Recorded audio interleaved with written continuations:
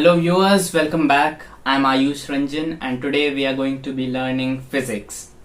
This is my second video and today we will be talking about Newton's second law of motion.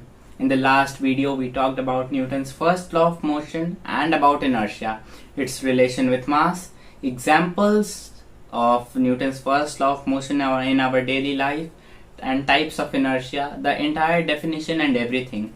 In today's lecture we will be talking about Newton's second law of motion. Like in the previous lecture, before moving toward the main law, we discussed a term called inertia. In this video we will be first discussing about a new term again, which is momentum.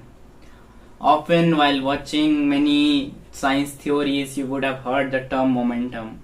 When I was a kid and I saw these science videos and when they called the term momentum, the only thing I understood was that it is something related to motion. But when I came in grade 9, I got to realize what exactly it is and how it was correlated to all the topics and all the videos that I saw in my childhood.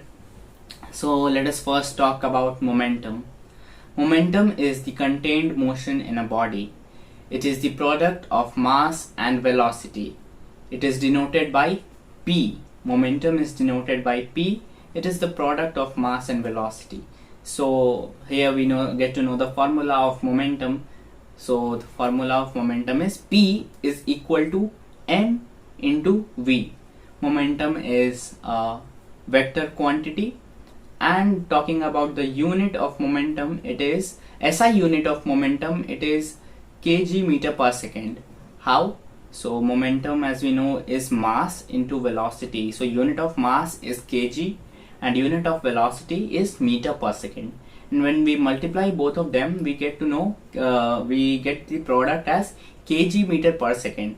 And so momentum's SI unit is kg meter per second and it is a vector quantity. Now let us move on to Newton's second law of motion.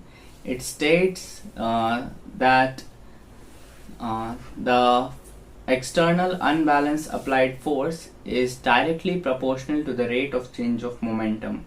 It could also be said as the rate of change of momentum is directly proportional to the external unbalanced force. What does this simply means? It simply means that F is directly proportional to delta P. What does delta P means?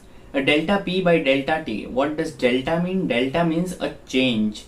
And what does a change signify? When we read about acceleration, we read about delta V. So what was it? It was V final y minus V initial. So V final was denoted by V and V initial was denoted by U. So delta V was written as V minus U.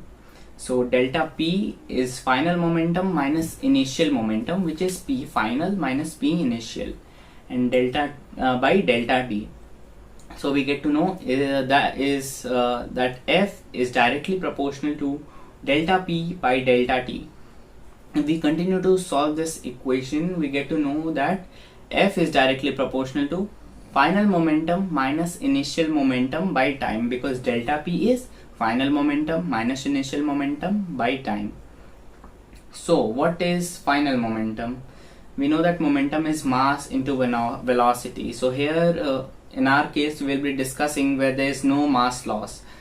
So it means that the mass is not broken and fallen down, or no mass is gained in the collision.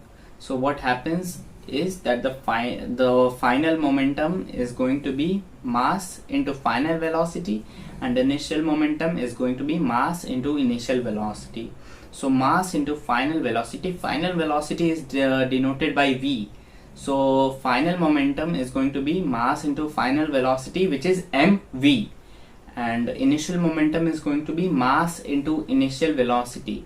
Initial velocity is denoted by U. So initial momentum is going to be m into u mu by t. So we get to know that F is proportional to mv minus mu by t. mv is final momentum, mu is initial momentum by t. So F is proportional to mv minus mu by t. Here if we take m common at the RHS, then we get to know that F is directly proportional to M, and we've taken M common, so bracket V minus U by T. This sounds familiar, V minus U by T, V minus U by T. It is very familiar to us. We've heard this many times. Yes, it is from the first chapter. It is the first equation of motion, which is A is equal to V minus U by T. When we solve the when we simplify the first equation of motion, which is V is equal to U plus AT, we get to know that A is V minus U by T. How does this happen? V is equal to U plus AT. We bring U this side. V minus U is equal to AT. We bring T this side. V minus U by T is equal to A. This formula was also known to us when we read about acceleration. A is equal to V minus U by T. So here we know that F is proportional to M into V minus U by T. So V minus U by T is what? It is simply acceleration. So we get to know that F is directly proportional to M into A. So F is directly proportional to mass into acceleration. Here we got to know this much. What would happen if we remove the proportional sign? Like in every case, like when we read about the gravitational